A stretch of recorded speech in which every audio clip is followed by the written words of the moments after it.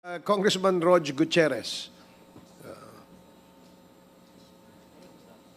You have 10 minutes. Thank you, Mr. Chair. Mr. Chair, kanina na tanong na rin naman po ni our fellow colleagues here, including si Congressman Luistro, most of the questions that we had, mostly we wanted to focus on yung TARA system, and nabanggit naman ni Mr. Mark Taguba, as confirmed by Commissioner Faldon, so far what we have known. Just some points po, no, just to corroborate siguro, I'd like to direct some questions to Mr. Guban, if the committee would hear it. So, Mr. Guban, through the Honorable Chairman, matanong lang po, no, you too have had an experience in this TARA system. You have insights po, tama po ba? Yes, Your Honor, Mr. Chair. And this is stemming from your experience as, I believe you were an intel officer po ba? Or ano po yung position niyo dati? I am an intelligence officer, Your Honor. Opo. Just to give us a brighter idea, kasi alam naman po natin, in general terms, yung TARA system would be a way by means yung ating mga brokers, mga importers would collude with allegedly with public officers in the customs to bring in goods illegally, either through, I think there's technical smuggling and actual smuggling po, no? These are the usual crimes that would be associated with the TARA system. But I just like to ask po, no, because sa amin po, for example, hindi naman po kami from that industry. We don't understand po yung structure. Yung Bureau of Customs is generally, that's a national body po, no? Pero do we operate like our other agencies na by region po ito? Or ano po yung structure ng BOC? Yes, Your Honor, by district. Like, for example, Your Honor, we have the different districts in Batangas Port, Subic, Davao, Cebu. Then in Manila, we have two ports, the Manila North Harbor and the South Harbor. So, Mr. Guban, sorry, makat lang po. No? So, generally, ang agencies po natin, kasi nalalaman natin, for example, when we're talking about DepEd, when we're talking about DOLE, it's geographical po, no? Based on regions, generally, ang ating division. We lump cities and municipalities into provinces, provinces into regions, and regions into the national whole. Pagdating po sa customs, it does not follow yung ating municipalities and city structure po, no? It's depending on the port.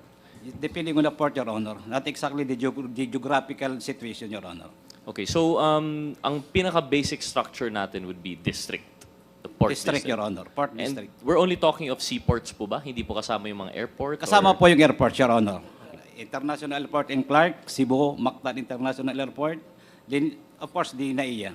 Okay, and I'm sure our current representative from Customs can confirm naman po, no? This is just general knowledge, tama po? That's correct, Your Honor. So we have districts, collectors district, ano po yung tawag natin dito? District Collector, Your Honor. The district- head of office, Your Honor, on that particular district ay collector, district collector, Your Honor. The pinaka-basic structure will be yung port, yung districts natin, and then you have the district collector, which is the head. And they report, meron bang regional, meron bang by Luzon, Visayas, Mindanao, or straight to the Bureau? Yes, Your Honor, diretso na po yan sa Office of the Commissioner. Okay, so the Office of the Commissioner, which is composed of how many commissioners nga po tayo? One commissioner, Your Honor, and I think this are about 3 deputy commissioner and 1 assistant commissioner. Yung deputy commissioners po natin, is that by operational area or different, ano?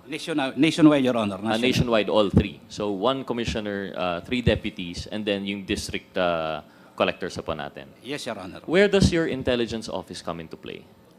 Your Honor, we have also Deputy Commissioner for Intelligence Group. Then, to CIIS, Customs Intelligence and Investigation Service.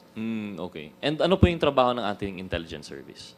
Well, of course, Your Honor, we are gathering information who are those brokers and importers na illegally nag-i-import or fraudulently declaring goods na hindi tama at saka yung iba naman ay totally illegal or hindi lang technical smuggling kundi pure smuggling or outright smuggling.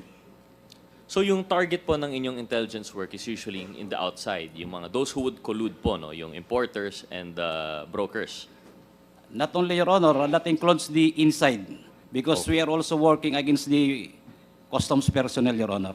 So yung BOC, merong opisina sa loob under the Deputy Commissioner for Intelligence Service po, no, that works on both ends. It's to catch yung mga smugglers that are working for yung private persons and also against yung mga public officials po natin. Yes, Your Honor.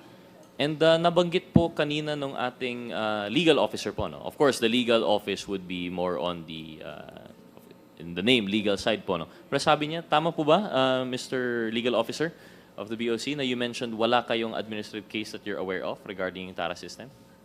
Yes, Your Honor. Even in the Sandigan, wala po tayong mga cases that you're not aware of, mga cases filed against Bureau of Customs? I have a case which was, I think it's entrapment, Your Honor. It was conducted by NBI. But the case was dismissed by the Regional Trial Court and pending admin case. And these were yung cases po regarding yung smuggling po talaga? The entrapment was in relation to TARA particularly? It's a, well, I don't know if I can discuss the circumstances, but it was a kind of a entrapment of a drop-off of a sum of money. Okay, so it's in relation to graft and corruption within the BOC. So, should be high related because of the field of BOC that would be in the customs industry. We're talking of how the graft is related to yung smuggling and technical smuggling, tama po. That would be the natural case because what other purpose would there be bribery po, no, in the BOC if not to smuggle? That's correct. So in a way, it's related. And sometimes po, we have related yung ating mga drugs cases, which is what brings us here to begin with. You mean to tell me, just to clarify po, no? So you are aware of yung mga drugs cases po natin? In particular, sir, itong EMT case, we have had a conviction on this case, Your Honor. So you've had a conviction in this case. And actually, part of the legal service is kayo po mismo ang nagpa-file ng mga kaso, no? This was filed by the legal service, correct. And yeah, this has been, we have obtained a conviction on this case, but still under appeal. I did 3 accused filed an appeal, and the other one filed a motion for reconsideration. It's now pending before the court, Regional Trial Court, and the Court of Appeals. So like the legal service po, through the Honorable Chairman, like the intelligence service, I mean, ang legal service po is pointed outwards towards yung mga private persons, yung importers, yung brokers, and also inwards. You would also file cases po against your own. Tama po ba? Yes, sir. Yes, sir. So you mean to tell me po, just to confirm, in the case of Mr. Mark Taguba, in which supposedly yung sa EMT, yung with drugs are now related, and there was a mention of the TARA, you would still say na di nyo po alam na may TARA system? In the EMT case, Your Honor, it's a case of, I suppose it was a case of misdeclaration, and then it was discovered upon source outside of the Philippines, and information came in that a certain shipment contains drugs. So when they acted on that active intelligence, they were able to follow the shipment, and they were able to follow and go to the site or location and found the items, Your Honor. The 5 crates, metal crates containing this shabu, Your Honor. But of course, since you are following this case, the allegations by Mr. Taguba that there is TARA system, that's the first time you've heard of it in your tenure in the BOC. I've heard about the TARA system that was mentioned by Taguba during the Senate inquiry on the matter. I believe I can remember that it was published, it was aired live, Your Honor. Thank you. I'll come back to that na lang po, no? Or perhaps in the next hearing when hopefully si Commissioner will join us because we want to take the input rin po of the BOC itself. But okay, we'll go back po siguro to Mr. Guban, please. With the Pardon, sir? indulgence of Chairman Acop. Mr. Guban, so going back to the question po, no, I just wanted to confirm kasi po with legal, yung ano yung organizational structure po nila. And like the intelligence service, they focus both on the outside and inside the BOC. And sa inyo naman po, intelligence service, and you were serving under, is this directly under the Deputy Commissioner for Intelligence? The CIS Director, Your Honor. Kami mga CIS, personnel po, Director po ang nakaka-under sa amin directly.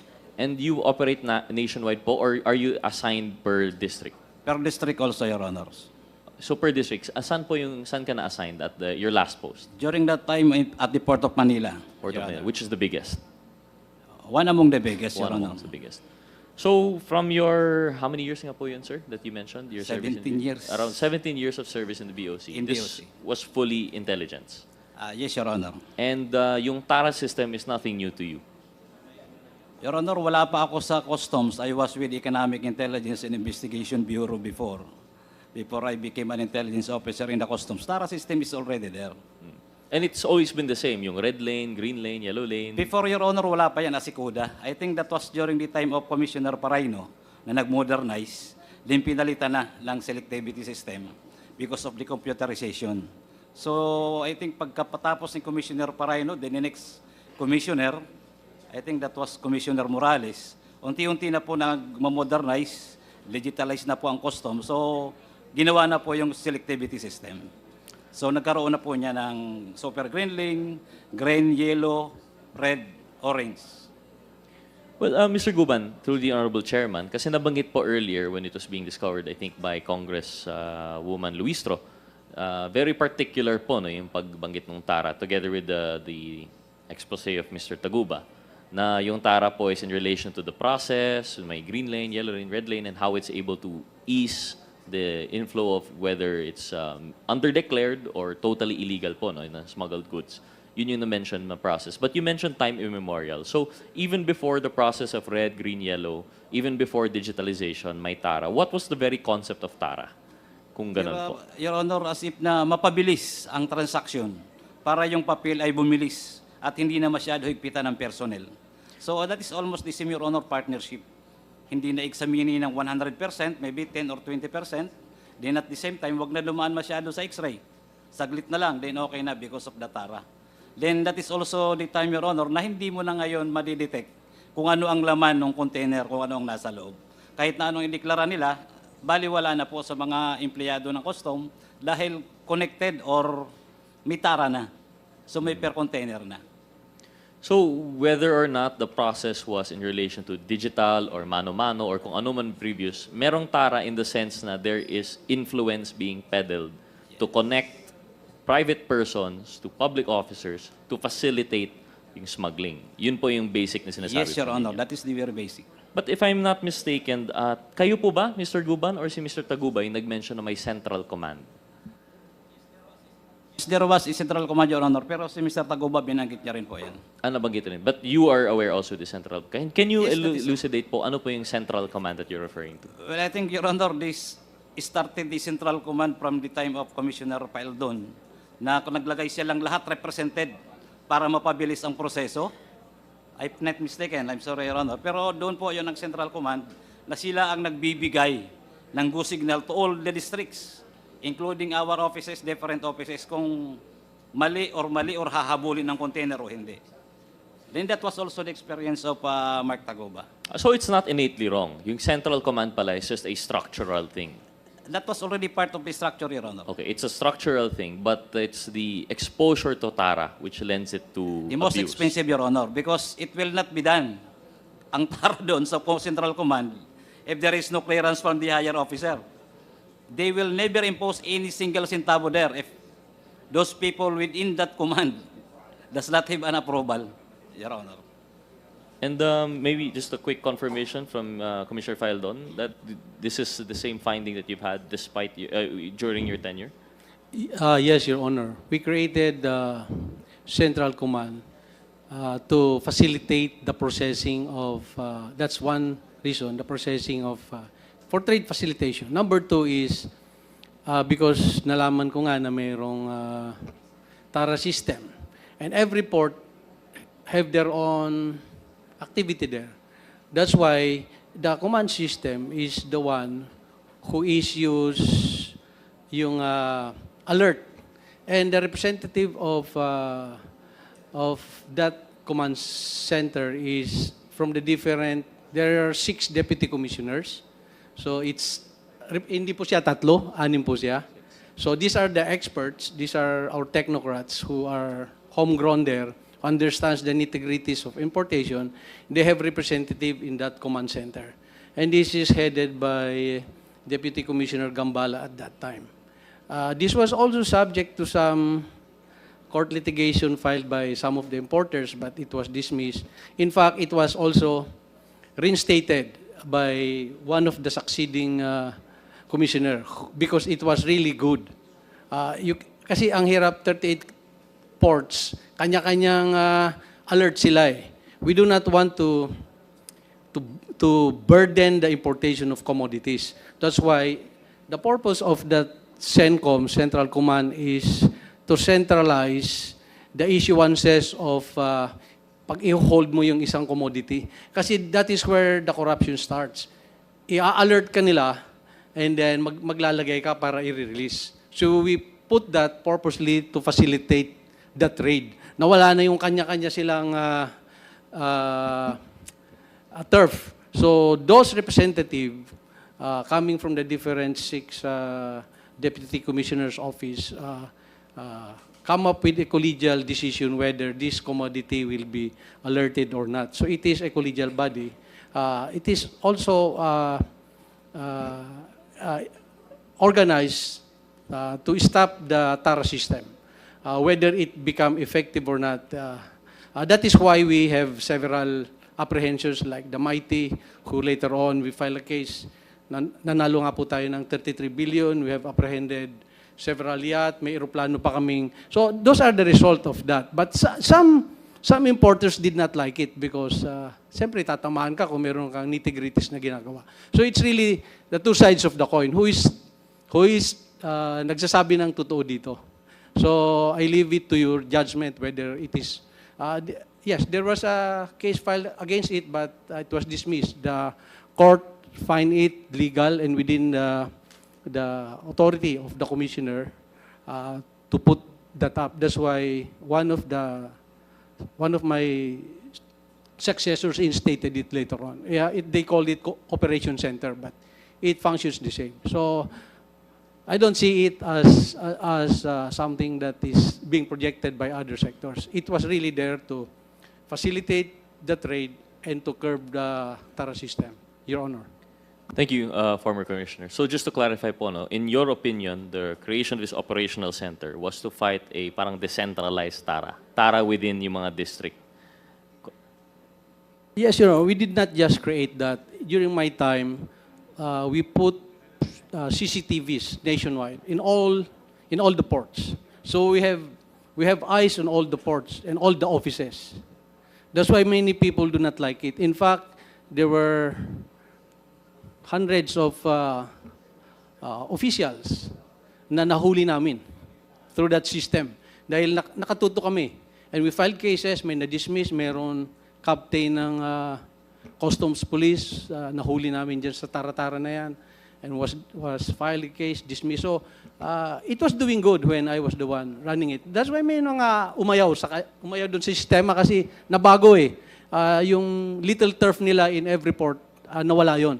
So we removed their power to issue alert. Kasi yan ang nag-uumpisa yan, i-alert kita pag di ka magbigay. So tinanggal po namin yun, naging centralized siya. Thank you, Commissioner. So at least we got your opinion na it was to combat yung mga little TARA systems nationwide. However, the allegation, I believe, of if it was Mr. Guban or Mr. Taguba is that naging central na rin po yung TARA. Dahil may central command, it became a smaller world where these are the only people whose palms you had to grease. Allegedly po, no? But I understand where you're coming from po, Commissioner. So with that said po, no? So we have now, although the structure is supposedly by district, naging centralized na po ito. And it reminds me of a statement that you made, Mr. Guban, yung may tinatawag kang mafia that would control the BOC. And you stand by that allegation po ba? Yes, Your Honor. And you mentioned earlier that you've served 17 years in the BOC. And TARA system has always existed. So this mafia has always existed? Yes, Your Honor. Yes, Your Honor. But this mafia would be composed of which personalities po ba? Well, different. That was during the time of the administration of the past administration, Your Honor, that there was a Davao Mafia. Yes, you mentioned particularly the Davao Mafia. Yes, And at Your the Honor. time, you mentioned both officials, private persons, and there were importers that were participating. Although, yung focus nyo po was mostly on yung public officials po, no? Public officials and private, Your Honor, because they are, sila po ang in fact, hindi yung commissioner ang nagko-control, but the Davao Mafia ang nagko-control ng customs during that time, Your Honor. Paano po yun nangyayari? If I understand the head of the BOC would be the commissioner po, or at least the deputy commissioners, how could you say that a mafia controls the BOC? There were calls na tumatawag. According to our reports, may tawag from the Davao to the commissioner, then the commissioner down the line pababa po. But, sige po, so you're focusing mostly on the Davao Mafia. But you mentioned also that since time immemorial, before your 17 years, meron ng Tara. And it seems to be that what you are saying is yung Tara and the Mafia are closely linked. So even before this previous administration, may Mafia rin po ba? Inside of the customs, Your Honor, there is a group of syndicate people, Your Honor, na talaga nag-influence pagdating dyan sa Tara system. So nagbago lang in the past administration kasi the Mafia was now outside. Different, Your Honor, yun. Yung iba yung before ng administrasyon. Ngayon naman, Your Honor, kung sino po ang nakalagay doon, from the commissioner down, hindi po mawawalang Tara pag hindi inaaprobahan galing sa taas. But in either case, this is a case of influence peddling. Yes, Your Honor. Whether sa loob man, in the case of the mafia that existed prior to the last administration, or a hybrid in which public officers in the BOC and yung sa Davao Mafia, it's all about influence peddling to facilitate this smuggling. Yes, Your Honor, that is all about influence peddling. Siguro po, Mr. Chair, I'd have further questions for the BOC mismo. I'd like to reserve it siguro po for when Commissioner Rubio is here. So for now, I'd like to terminate. Thank you po, Mr. Guban. Thank you, Mr. Chair.